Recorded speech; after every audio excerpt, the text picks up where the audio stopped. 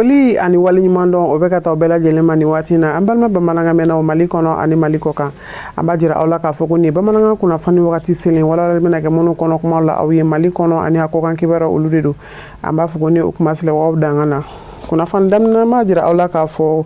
ko ka sanga ni a ka tile fila taama ye Bamakɔ yan fɛn min ye diinɛ ɲɛma ka bɔ Côte d'Ivoire jamana kɔnɔ Abubakari Konate a taari ɲɛda an fa kan Seyide Sherif Usman Madani Aidara a ka denbaya la Bangɔni Janginɛbugu la bɔɲɛ kun tɛ dɔwɛrɛ silamɛya kelenya ni a sinjiya n'a balimaya o siraw sinsinni laɲiniw de don Kafunɛ Bacili a bɛna ɲɛfɔli kɛ. Côte d'Ivoire jamana tɔgɔ la silamɛ diinɛ ɲɛmɔgɔ dɔw bɛ tile fila kɛ la Mali jamana kɔnɔ yan nɔ. U nana dugawu ta kɛnɛ dɔ de ɲɛnɛmaya min bolodara ka bɛn janvier kalo tile 31 ma. O dugawu ta kɛnɛ in n'a labɛnna diinɛ ɲɛmɔgɔ Adama Konate fɛ a denfaya kun dilen don Côte d'Ivoire jamana silamɛ diinɛ ɲɛmɔgɔw ka ɲɛmaa ma Imam Ousmane Diakité ka da darulaw ka a ma se ka Mali jamana lasɔrɔ nka a ye cidenkulu dɔ wuli ka na. Cidenkulu in a délégation ɲɛkun ye Abubakar Konate ye. Olu de nana ka na ka denfaya jɔyɔrɔ fa dugawu ta kɛnɛ in kan. N'a ma ɲɛ k'a fɔ u bɛ tile fila kɛ la Bamako yan ka da alisilamɛya dɛmɛtɔn ansaru ɲɛjɔyɔrɔ bonya a n'a jɔyɔrɔ ka Mali kɔnɔ silamɛ diinɛ binakun kan u ma kanu k'u kɔsegin n'u mana u sen jɔ ka na foli bila a la ka ɲɔgɔn masala silamɛya badenya ni sinjiya ni kelenɲɔgɔnya la ka duwawu sama ɲɔgɔn ma. Dunan ninnu bisimilara alisilamɛya dɛmɛtɔn ansaru ɲɛjɔyɔrɔ an fana karamɔgɔ Seyide Sherif Usman Madani Haidara ka denbaya la Bangɔni Janginɛ u jɛra ka sigi ɲɔgɔn fɛ badenya ni kelenɲɔgɔnya nisɔndiya ni bonya ni karama ni farifoni kɔnɔna na. An bɛ Bamako de mais an nakun Bamakɔ an balimacɛ min bɛ yan n'a tɔgɔ bɛ ko Adama Konate san o san a bɛ to ka duwawu kow labɛn ka duwawu kɛrɛkɛrɛnni kɛ Mali ta sabati la ani Mali ta ɲɛmalo la alhamdulillah an bɛ Ala fo k'a barikala ɲina a tagala a y'a duwawu kalan a tagala ka taga a denfaya di Cheikhul Ayima ma n'o ye Ousmane Diakité n'o ye Côte d'Ivoire silama bɛɛ ka ɲɛmɔgɔ ye alhamdulillah a fana tɛ ka layiru ta n'o ye Cheikhu ye k'a fɔ ko inshallah n'a wagati sera a bɛna kɛ mais adamaden b'a ta la Ala fana b'a ta la Ala y'a latigɛ kɔnɔ a bolo nana gbɛnɛgɛ donc a k'a ɲini anw fɛ ko an na lɔ a lɔyɔrɔ la ka fara Mali silamɛw ka duwawu kɛ Côte d'Ivoire ye ka duwawu kɛ Mali ye ka duwawu kɛ Afrique de l'Ouest bɛɛ ye ka duwawu kɛ dunuya bɛɛ ye ka duwawu kɛ Afrique bɛɛ ye alhamdulillah o sababu le k'an lase yan bi donc inshallah duwawu kalan nin bɛna kɛ le 31 janvier 2026 n'a jala Ala ye inshallah donc an welela ka na baara min kɛ parce que duwawu ye fɛn ba le ye Ala ko kuranna kɔnɔ kul ma ya'ba'u bikum rabbi lawla du'a'ukum a ko ni duwawu tɛ ale ma ko foyi tɛ adamadenw na ala donc an nan'o duwawu kɛyɔrɔ de la an de b'a lɔ duwawu min bɛna kɛ parce que n nana nisɔndiya min sɔrɔ an ka sherifu cɛ ka du kɔnɔ n'o ye Sherif Usman Haidara ye an nana nisɔndiya min sɔrɔ yan an k'a lɔ inshallah n'a jala Ala ye an bɛna duwawu min kɛ a duwawu bɛ minɛ min kɛla ka ban o bɛ minɛ min yɛrɛ fana bɛna kɛ o bɛna minɛ n'a jala Ala ye an b'a dali Ala fɛ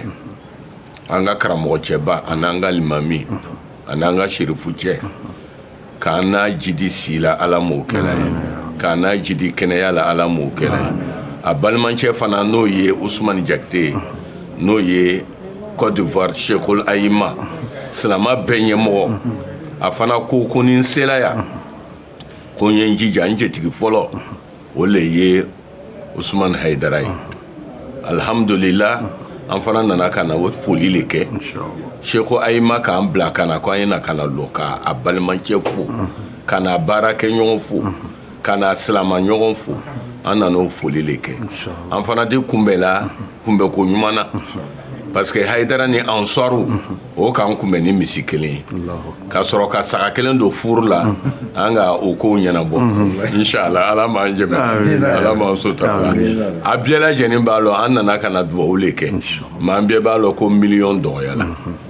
an bɛ miliyari le fɛ Ala a fana di b'i bolo i bɛ se k'a di insha Allah n'a jala ala ye miliyari bɔn an kan pour que an ya silamaya baara a baara ko ɲuman na wasalamu alaikum. Fan fila bɛ wasara ni ɲɔgɔn ye barodasigiw kɛlen kɔfɛ dunanw ye sira ɲini alisilamaya dɛmɛtɔ ansaru ɲɛjɔran fana karamɔgɔ Asid Sherif Usman Madani Haidara a yɛrɛ jiginna k'a ka dunanba bilasira fɔ a ka du bɔda la k'o kɛ kanu ani bonyamasegin sɛbɛntiya la ɲɛ.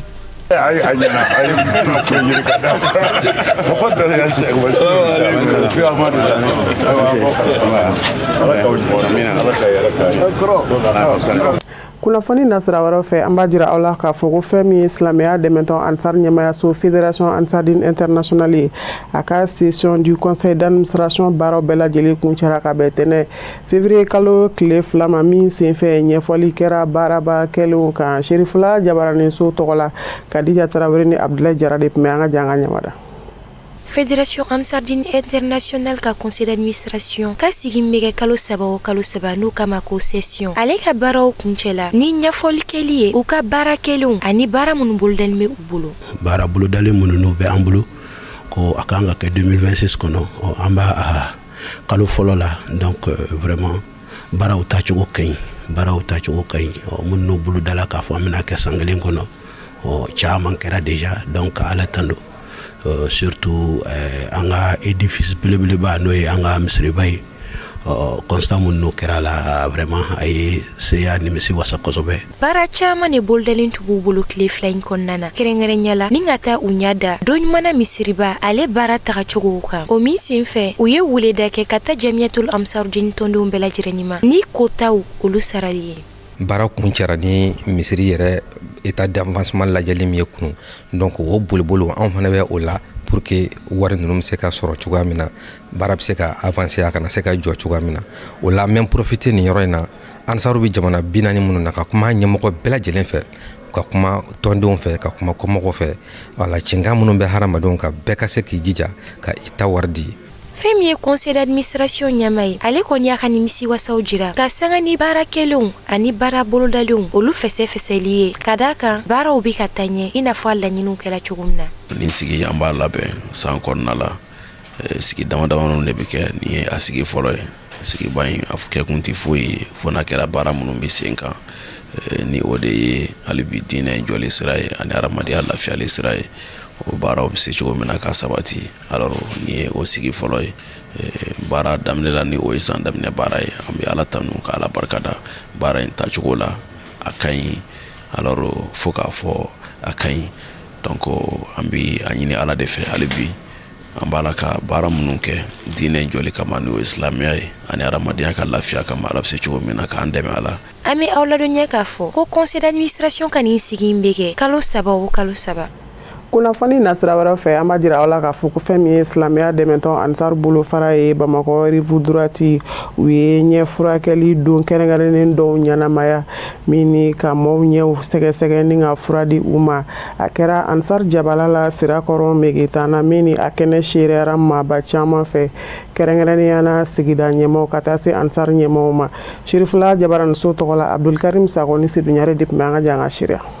Nin ye furakɛli sɛgɛsɛgɛli n'o ye consultation ye a baaraw hakilina bɔra Bamako ansaru yɔrɔ n'o ye Bamako section ansardu ni Bakiniyanfan n'o ye rive droite ye a baaraw bɛ to sen na tile 2 kɔnɔna na n'o ye février kalo tile 2 n'a tile 3 ni baara ɲɔgɔnya ye min bɛ o ni baɲumankɛ tɔn cɛ u ko min ma ONG Embrace Relief Foundation a baaraw bɛna kɛ babu min kan o de ye k'a fɔ bɛɛ ka yeli sɔrɔ n'o ye ɲɛna yeli ye. ONG Embrace Relief ni ansaru ka ni tɛgɛdi ɲɔgɔnma ye tile 2 baara bɛna kɛ ka maaw sɛgɛsɛgɛ ka ɲɛw sɛgɛsɛgɛ ni bana tɛ a la kɛrɛnkɛrɛnya ma bunbun ni o banaw yɛrɛ maa minnu na ni fura kan ka d'i ma o bɛ d'i ma fu falaki ni min yɛrɛ ta kan ka opérer o bɛ opérer n'o yɛrɛ ma kɛ ni lunette kan ka di min ma n'o ye verre ye o bɛ d'i ma fu falaki. Ni baaraw bɛɛ lajɛlen bɛ don ansaru ka ɲɔgɔn dɛmɛ baaraw kɔnɔna na min ni diinɛ bɛ o laɲini an fɛ kosɛbɛ ka kɛnɛ an karamɔgɔ ka ladilikanw ye n'o y'an karamɔgɔ Seydi Sherif Usman Madani Haidara ye. Ansaru kɔni bɔra ka caya i n'a fɔ maa wɔrɔw bɔra cogo min na kana ni welewelekan jaabi n'o de kana ɲɛw sɛgɛsɛgɛ ni bana tɛ min t'a la. Ansaru ɲɛmɔgɔw ye u ka foli ni waleɲuman kɛ ka ɲɛsin an karamɔgɔ n'a ka denbaya ma ale min ye nin bɛɛ lajɛlen sababu ye ni ka foli kɛ ka ɲɛsin u dɛmɛbaga jɛkulu fɛnɛ ma n'o ye baɲumankɛtɔ ONG Embrace Relief Foundation. Bamakɔ tilayɔrɔ 3 an b'a fɔ yan ma ko rive droite n'an filɛ Bako yan n'anw ta kɛra bini sini k'a dɔn mɔgɔ hakɛ minnu mana recenser n'olu ɲɛw kan ka opérer u bɛ nin kalo tɔ in bɛɛ kɛ o baara la o ma n'ala ye kalo wɛrɛ jira an bɛ date wɛrɛ ta an bɛ taa ba kɔfɛla fana na n'o ye bangɔni yanfan ninnu ye an bɛ olu fana kɛ mɔgɔ minnu mana sɔrɔ n'u kan ka furakɛ ni opération ninnu na n'u y'o kɛ n'olu fana kɛnɛyara an bɛ tila ka taa Bamakɔ fan dɔ la n'an b'a fɔ o ma ko Kalaban voilà Kalaban côté mɔgɔ minnu fana bɛ yen n'ala sɔnna an bɛna taa baara ninnu laban yen Bamakɔ Fazira yan n'ala sɔnna bɛɛ kɔni bɛna kɛ nin kɛcogoya in na ka lajɛ ni falaka kɔni b'i ɲɛ na n'ala sɔnna u b'a opérer ka tila ka furakɛ ka d'i ma fisabililayi. An ye nin baara in boloda bi ka se ka mɔgɔw sɔrɔ mɔgɔ minnu se tɛ mɔgɔ minnu ye ka se ka u ɲɛ lajɛ ni bugun bɛ minnu ɲɛ kan ka se ka dɛmɛ don u ma u ka bugun bɛ se ka furakɛ cogo min na lafiya kɔnɔna na ka sɔrɔ u ma dasi kelen sara. Alhamdulilayi ni a yɛrɛ k'a fɔ bugun bɛ mɔgɔ minnu ɲɛ kan an b'u ka opération kɛ fu la u tɛ dasi kelen sara. Opération kɔfɛ ni fura mun kan ka d'u ma an b'o fura ninnu di fu la u tɛ dasi kelen sara.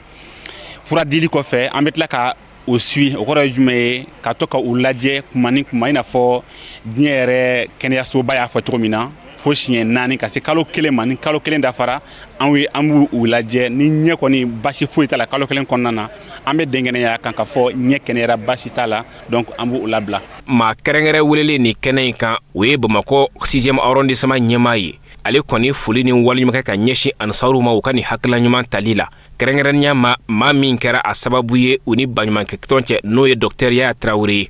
ni k'a yira k'a fɔ nin hakilina in ni jamana ɲɛmaaw ka hakilinaw bɛ taa n'o de ye jamanadenw ka lafiya ye a ye foli ni waliɲumankɛ ka ɲɛsin u ma ni k'a yira u la fɛnɛ k'a fɔ a b'u ka bilala su ani tile ni hakilinaw ɲɔgɔnnaw u dɛmɛli la. Mɔgɔ min bɛna gɛrisigɛ sɔrɔ ka furakɛ nin kɛnɛ kan ni ko komi dɔw tɛmɛna o y'a fɔ hali ka tike ta ka taa dɔgɔtɔrɔso la o gɛlɛya b'o kan maintenant n'a fɔra ko mɔgɔw sɔrɔla n'o ye ONG ye ka na olu lajɛ fu ni mun mago bɛ a furakɛli la k'o furakɛ fu o ye fɛnba ye an kan ka nisɔndiya fɛn mun na et puis olu kan ka accompagner n y'a fɔ cogoya min na o fana ye jamana ɲɛmɔgɔw ka hakilina ye bi maliyɛnw n'i y'a ye jamana ɲɛmɔgɔw fanga c'est que jamanadenw de bɛ yen o donc o hakilina bɛ jamana ɲɛmɔgɔw ka hakilina kɔnɔna la k'a fɔ maliyɛnw ka ɲɔgɔn dɛmɛ o k'i bolo di ɲɔgɔn ma pour que mun bɛ se ko la u ka se ka mun bɛ gɛlɛya la u ka se k'u dɛmɛ je crois que an b'o kɛnɛ kan vraiment nisɔndiyalen don n bɛ dugawu kɛ kɛnɛ nin ala ka a sigilen a daminɛna hɛrɛ la ala ka a ba hɛrɛ la mun bɛna furakɛli garisɛgɛ sɔrɔ furakɛli la ala ka kɛ lafiya y'u ma. Ni baaraw ninnu donna ni arrondissement ɲɛmɔgɔw ani sous-préfet yɛrɛ ka consultation kɛli ye baarakɛlaw fɛ. An bɛ bɔ Mali jamana kɔnɔ k'an kun da Burkina Faso jamana kan fɛn min ye ka bɛn ni ntɛnɛn février kalo tile 2 ye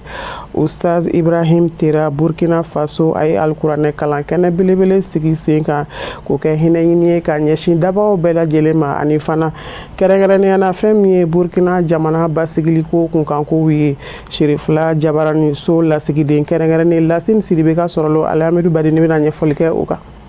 Elhadj Ibrahim Mumin Tera n'ale alisilamaya dɛmɛtɔn fédération Ansardine international wudo karamɔgɔ ye san o san a bɛ ni alikuranɛ kalankɛnɛ sigi sen kan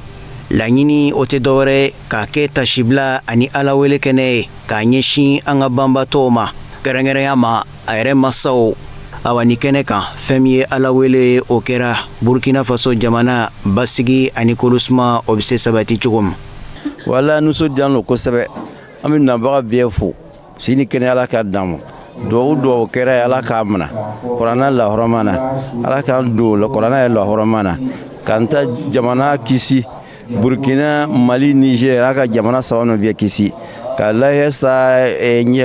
bɛn ta ɲɛfɛ wala ni ɲɔgɔn caman ala ka d'an ma an bɛ se ka kuranɛ kalan ɲɔgɔn caman na a bɛ diya n ye ne yɛrɛ fɔlɔ lo kan ye ka mɔgɔ invité ka carte di ka tila ka transport di ala n'a kɛra an fɛ wajibi ye voilà an kɔrɔcɛ dɔ lɔni bɛ numan kini bolo fɛ ten an fana nana vraiment kɛra bonya ye a diyara n ye kosɛbɛ o ni ce o ni baraji o nana hɛrɛ la ala k'an bɛɛ ɲuman sigi hɛrɛ la ka tan da dimaya sɔrɔ hɛrɛ la a y'an wele a bonyana ma a diyara an ye an fana yi bonya ni kanu kama lo an fana y'an sen taga na yan parce que tera ka ko kɔni n'a wulila fo n'a y'a sɔrɔ degunba de b'an kan sinon an bi cogo bɛɛ kɛ pour que an fana ka se k'an sen taga na la ni kɛnɛ nin kan donc an sera kɛnɛ nin kan a diyara an ye an bɛ dugawu kɛ dugawu min bɛɛ bɛna kɛ bi ala k'a bɛɛ minɛ ala k'a bɛɛ minɛ a ɲinɛ ka se tagabaga kɔrɔlen ni kuraman bɛɛ ma k'a ɲinɛ se silamɛfilɛ bɛɛ ma ka ɲɛnɛma ɲinɛ kɛ an yɛrɛw ye ka labanko ɲuman di anw ma silamɛya ka ɲi kanu diinɛ lo sabali diinɛ lo bɛn diinɛ lo voilà donc ko an k'an bolo di ɲɔgɔn ma an ka fara ɲɔgɔn kan ko kɔnɔ jɛlen de bɛ bi fɔ n'an farala ɲɔgɔn kan ka dugawu kɛ a ka ca ala fɛ an bɛɛ b'an niyɔrɔ sɔrɔ a la a ɲinɛ bɛ se bɛɛ ma a ɲinɛ bɛ se silamɛfilenw fana bɛɛ ma. maa welelen caman ka bɔ bobojulaso seleke naani na olu ye ɲɔgɔn sɔrɔ ni kɛnɛ kan awa fɛn min ye alisilamaya dɛmɛtɔn ansaru tɔndenw ani tɔn kanubaw ye olu fana caman yera ni kɛnɛ kan. sɔgɔmada in na an nisɔndiyalenba don ka sabu kɛ an ye bidon sigi k'a kɛ tasibila ye ka kuranɛ caman kalan ka dalayilu kalan ka dugawu caman kɛ ka ɲɛsin an bangebaaw ma an ye an kanuɲɔgɔnw n'an teriw n'an sigiɲɔgɔnw an'an balimaw ani an baarakɛɲɔgɔnw an y'u wele ni ala sɔnna sɔgɔmada n'an ka se k'o kɛ ɲɔgɔn fɛ ala sɔnna jama bɔra fan bɛɛ lajɛlen fɛ bo yan quartier si tɛ min mɔgɔ tɛ yan imamu camanba de tun bɛ yan et surtout an bɛ quartier min na n'o secteur 32 imamubaw bɛɛ lajɛlen tun bɛ yan a maaba bɛɛ tun bɛ yan sɔgɔmada in na a dugutigiw ani jamanatigiw dugutigiw bɛɛ tun bɛ yan donc an jɛra ka kuranɛ kalan ka dalayilu kalan ka dugawu caman kɛ an bangebaaw ye ani an ka banbaatɔw bɛɛ lajɛlen ka dugawu kɛ jamana yɛrɛ ye ani jamanadenw ani silamɛ ɲuman bɛɛ lajɛlen ka dugawu kɛ an karamɔgɔ yɛrɛ ye n'o Seydou Ramadana Hayidara n'a ka denbaya vraiment an nisɔndiyara kosɛbɛ vraiment an wasara parce que an yɛrɛ ka wele sera minnu ma minnu y'a mɛn hali n'an yɛrɛ ka wele ma s'u ma bɛɛ de nana bɛɛ de bɔra vraiment an bɛ bɛɛ fo ala ka bɛɛ lajɛlen sara ala ka san caman jira an na ala ka gɛrɛsɛgɛ ɲuman di an ma ala ka hinɛ se taabaw bɛɛ ma ala k'an ka jamana basigi ala k'an karamɔgɔ mɛn kɔrɔ ala k'an ɲɛ mɛn ɲɔgɔn na ala ka sɛbɛn ɲuman caman k'an ye ala k'an labanw ɲɛ nin kan ka kɛ 10e de ye kabini bangebaa ninnu fatura n y'a daminɛ cɛkɔrɔba ka fatuli de la parce que n'i y'a ye n b'a fɔra ten cɛkɔrɔba fatura 99 kabini cɛkɔrɔba fatura fɔ bi n bɛ taa jɔ a kaburu la juma o juma n bɛ taa kaburu la fɔ ni voyagera musokɔrɔba ale fatura 2006 bon o fana fatulen ka fara kan kaburudon kelen tɛ mais n ma kaburudon fila bɛɛ kɛ n bɛ taa cɛkɔrɔba ta la n bɛ taa musokɔrɔba ta la n'a sɔrɔla faamuna inshallah ala k'an dɛmɛ. an b'aw ladɔnniya k'a fɔ ko baaraw senfɛ fɛn min ye alikuranɛ sanuma ye o kalala ni k'a caya ani alakosuma caman wɛrɛ k'a ɲɛsin banbatɔ ninnu ma hakaja burkina faso jamana a basigi n'a kolosuma.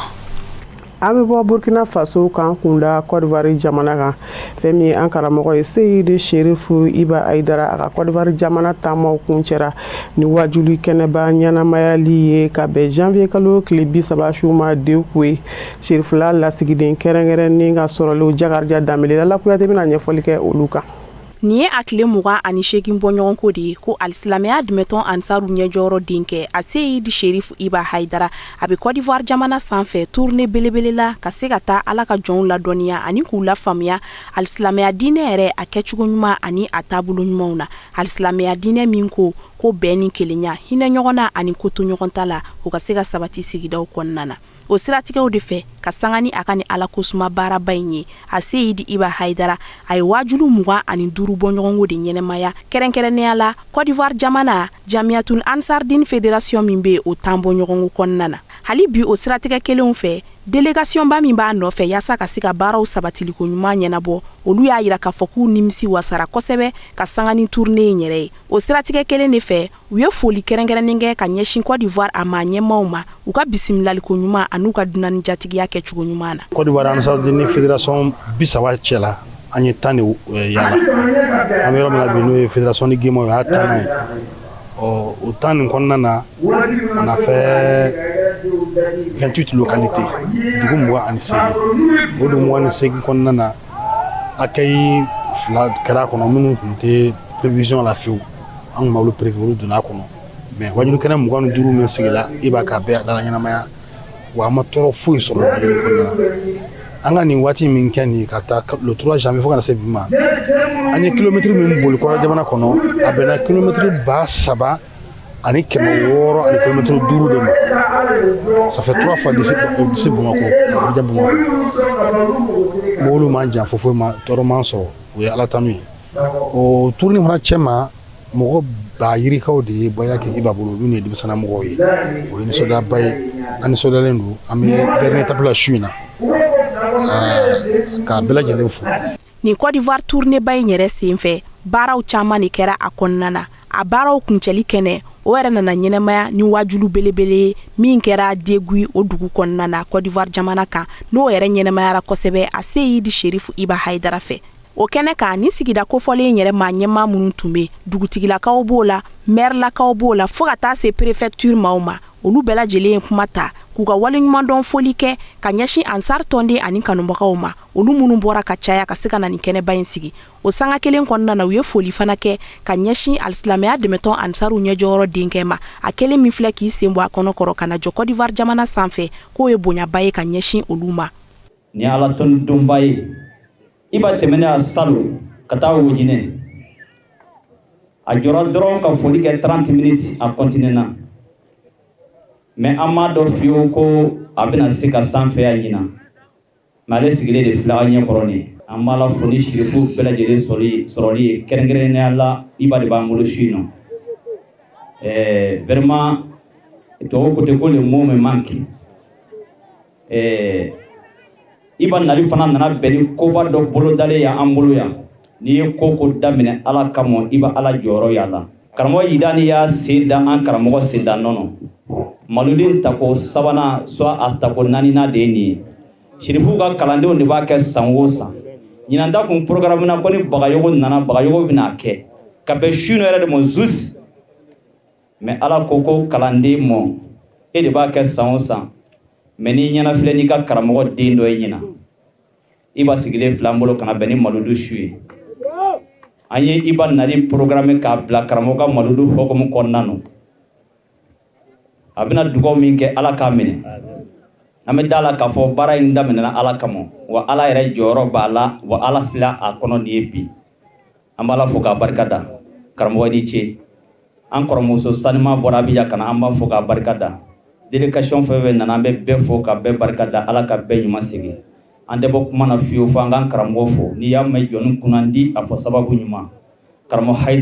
Haidara Haidara siɲɛ miliyari jate da tɛ min na fiyewu. Yan ansaru bɛɛ bɛ fara ɲɔgɔn kan ka mawuludu kɛ an bɛ taa kɛ Bamako wa ne yɛrɛ kelen kan ta kɛrɛnkɛrɛn karamɔgɔ ka kuma kama n y'a daminɛ du kɔnɔ fitinin ala sɔnna a ma a tako 5nan de ye nin ye an ye nin labɛn ka bɛn bi le 30 ma ala sɔnna ka an garisɛgɛ don Iba la ala yɛrɛ de y'an kɛrɛnkɛrɛn n'a ye n'o tɛ an m'a dɔn k'an b'ale sɔrɔ an b'a dɔn an ye karamɔgɔ ka kumakan min ladege ala ye an dɛmɛ ka karamɔgɔ yɛrɛ den dɔ di an ma bi kana kɛ ni mawludu ye vraiment an bɛ ala de fo ka sɔrɔ a se ti an ye mais ala y'an sutura dogoyekaw ala ni ce dogoyekaw di ce dogoye faamaw jɔra u bɛ kɛnɛ kan yan dogoye autorité bɛɛ ye Iba bonya o de diyara an ye ka tɛmɛ an ka diinɛ ɲɛmɔgɔw bɛɛ ye karamɔgɔ denkɛ bonya vraiment yɛrɛ ɲɛ bɛ jama na bi su in na nusaka di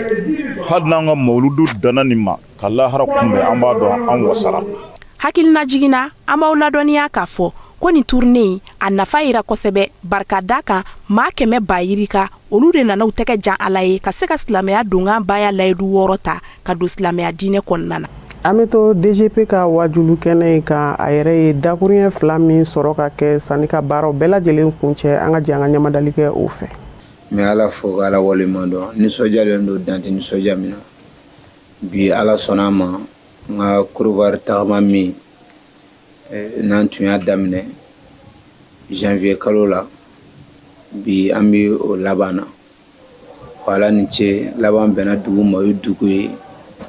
ala ni ce a kɛra nisɔndiya kɔnɔna na kabi an ye tagama in daminɛ Côte ni a maraw bɛɛ lajɛlen kɔnɔna na an ma foyi ye ni nisɔndiya tɛ an ma foyi ye ni n b'i fɛ yɛrɛ yɛrɛ tɛ vraiment cɛw bɔra musow bɔra kanubagaw bɔra ansaru yɛrɛ bɔra parce que an ye nin munumunu min kɛ région ni kun ko ka kɛ ansaru ko dama ye dugu dɔw b'a la gɛlɛya b'a la mais ansaru dama tɛ u y'a yira k'a fɔ bɛn ni kɛlɛya min b'u ni dugumɔgɔw cɛ hali u ni diinɛ wɛrɛ taabolo mɔgɔw cɛ wallahi karamɔgɔ bɛ bɛn ni kɛlɛya min fɔ an y'a ye ansaruw la de ye an donnen Côte d'Ivoire tu kɔnɔnaw la parce que an ye fɛn o fɛn kɛ a ma kɛ ansaru ko ye a kɛra bɛɛ de ye an karamɔgɔ bɛɛ de farala ɲɔgɔn kan siraw bɛ yen nɔ u y'a siɲɛ kilomɛtiri 20 ni kɔ ko ne bɛ na ansaru dama tɛ se ka kɛ donni dugu de y'a kɛ dɔw ye misiw di dugu wɛrɛw la dɔw ye wariw di mɔgɔ minnu bɛ se ka na ni balo ye hali a dɔw tɛ silamɛ mais ko ansaru ka karamɔgɔ bɛ na parce que u bɛ deli ka bonya min da dugu kan vraiment o ye nisɔndiya tournée in kɔnɔna na n ye bɛn ni kɛlɛya min ye jamiyatul ansardini ni dugudenw ni ɲɔgɔn cɛ an bɛ tɛmɛ dugu o dugu la donc n bɛ o wele da u ye halisa u ka tɛmɛ n'o sira in ye foyi ka n'u b'o la u ka taabolo bɛɛ bonya u ka bɛɛ minɛ kelen ye n'an sera ala fɛ yen tiɲɛ bɛ dɔn ɲumanya i bɛ ka ɲumanya min kɛ k'a fɔ i bɛ taa mɔgɔw wajo dama tɛ dɛ i yɛrɛ ye parce que an bɛ ka ni sɛgɛn o sɛgɛn kɛ ni mɔgɔ b'a la k'i bɛ sɛgɛn i bɛ ka k'i da yɔrɔ dɔ de ɲini donc mɔgɔ tɛ sɛgɛn i ka alinɛ kasuru jɔli la n'o i ka alinɛ étage ɲini parce que o de y'an bɛɛ laban ye donc ka se ka fɛn dɔ kɛ k'a bila min bɛ sɛbɛn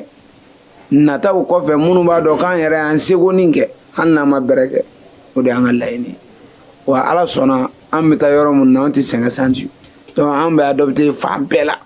parce que an y'o ye karamɔgɔ de la an karamɔgɔ an bɛɛ b'an ka bonya sɔrɔ min na o ye min kɛ nin tu kɔnɔna dɔw la o de y'an waju o de bɛ nin kurafiya na parce que n'an taara yɔrɔ yɔrɔ n'an ye ɲininkali kɛ u b'a fɔ ko karamɔgɔ tɛmɛna yan ni karamɔgɔ ma tɛmɛ sherifu tɛmɛna ye donc o kɔrɔ mun b'anw ma an b'an ka bonya sɔrɔ ni karamɔgɔ de ye karamɔgɔ kɔfɛ an b'an ka bonya sɔrɔ ni sherifu de ye donc olu bɛ tɛmɛ yɔrɔ min na n'anw sɛgɛnna yen nɔ o kɔrɔ b'a jira anw ma bonya yɛrɛ ɲinini daminɛ alhamdulilayi rabil alamin an bɛ ala fo baara taabolo ɲɛna wa an ma degun foyi y'a la fo n'o y'a sɔrɔ an kɔmɔgɔ minnu b'an nɔfɛ n'olu ye degun sɔrɔ sinon ala b'a dɔn ne yɛrɛ kelen ni ma degun sɔrɔ i ko mɔgɔ minnu bɛ yen ni bandiw don bɛɛ b'a dɔn zon don u bɛ dɔrɔguw de ta u bɛ mɔgɔw agressé mais ne ka wayilukɛyɔrɔ la e delila ka agressé ko kuma mɛn zon don bandiw don mais u delila ka bandiya kɛ mɔgɔ la ne ka wayilukɛyɔrɔ la voilà donc o b'a yirila ala ye dusukun dɔ d'u ma n'u bɛna ne ka wayilukɛyɔrɔ la o dusukun tɛ bandiya dusukun ye o dusukun ye an bɛ fɛ ka i faamu o dusukun de don o de la n ko mɔgɔw ka bɔ ni n ka éléments cɛ walahi nin tournée in sen fɛ mɔgɔ ye baya kɛ mɔgɔw ma da la dɔw bɛ yen dɔrɔgu t'u siw ɲɛna gulɔ tɛ dɔw siw ɲɛna bari tɛ dɔw siw ɲɛna mais olu nana u tɛgɛ jan ka baya kɛ k'a f'u bɔra u ka cogo juguya la donc vraiment ni an kun b'a to u ka gɛrɛ an na o n'an ma sigiyɔrɔ d'u ma o n'an y'u to da la yen o est ce que u bɛna o sɔrɔ k'o faamu o de la ne ko a ye sira bɔ an ni bɛɛ cɛ anw ka ko tɛ ansaru ko ye an ka ko tɛ silamɛ ko dama ye an ka ko ye mɔgɔ mɔgɔ bɛ fɛ ka diinɛ ɲini k'a faamu mɔgɔya kɔnɔna na i bisimila dɔw la mɔgɔ bɛɛ bɛ o kɔnɔna na kunnafoni nasira wɛrɛw fɛ an b'a jira aw la k'a fɔ ko fɛn min ye ADN ni RCI olu ka mawuluduba ɲɛnamayara an karamɔgɔ fɛ Seyidi Sherifu Haruna Rashid Haidara min ni a kɛnɛ seriyara maaba caman fɛ kɛrɛnkɛrɛnnenya na ansaru n'u kanubagaw Aminata Tarawele bɛna ɲɛfɔli kɛ o sɔrɔlenw fana kan. Ni wajulu kɛnɛ belebele min ɲɛnamayalen filɛ nin ADM National Bureau Executive maaw fɛ ni fédération naani bi yɛrɛ y'a kɔnɔ ni ka ala kira kisi ni nɛma b'a ye k'u ka dengulo san kunbɛw la ɲɛnamaya ni zamzam y'u denkɛ ka wajulu kɛnɛ sanuman ye n'o ye Seyid Haruna Rashid Haidara ye o kɛra nisɔndiyaba de ye amsar mɔgɔw bolo m'u ka laseliw kɔnɔna na u ye foli kɛrɛnkɛrɛnnen kɛ ka ɲɛsin an fa an'an karamɔgɔ Asid Usman Sherif Madan Haidara denkɛ ma n'o ye Haruna Rashid Haidara ye a ka nin nali na olu fɛ yen ni kana silamɛya taabolo ɲuman adamadenya kɛcogo o n'a ɲɔgɔnna caman ka n'o ɲɛfɔ. Édition sabanan ni san o san nationali bureau nationali a bɛ kan bɔ Haruna Rashidi ma a kana mawuludu ɲɛnamaya an fɛ Abidjan kɔnɔ yan Alahu Taala sɔnna Abidjan fédération k'u fara ɲɔgɔn kan olu ka fara ɲɔgɔn kan ka mawuludu labɛn n'o ye mawuludu denguli a n'a dugawu kalan ye a nisɔn ka di su in na kosɛbɛ Haruna Rashidi yeli an ka nin kɛnɛba in kan a n'a badenw vraiment a y'an nisɔndiya k'an fari foni ko n ye ɲɛmɔgɔ bonya an b'o fɔ k'o waleɲuman dɔn an ka fédération naani Amu président fo ko ka bureau fo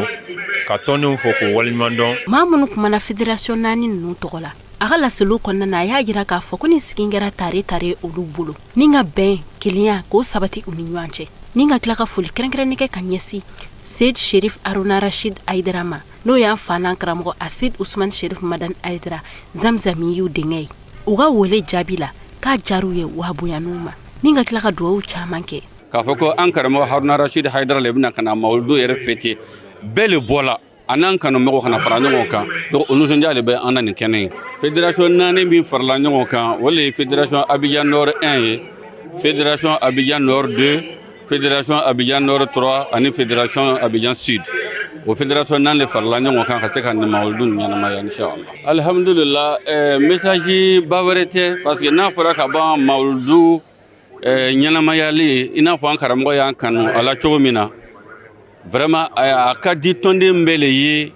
i ka participation ka kɛ a la farikolo la ani wari la donc depuis a fɔla ko an mana fara ɲɔgɔn kan ka kɛ tɔnden bɛɛ le nisɔndiya la o ye wulikajɔw kɛ o ye cɛsiriw kɛ k'o se k'o bɛɛ kɛ pour que a ko i ka se ka réussir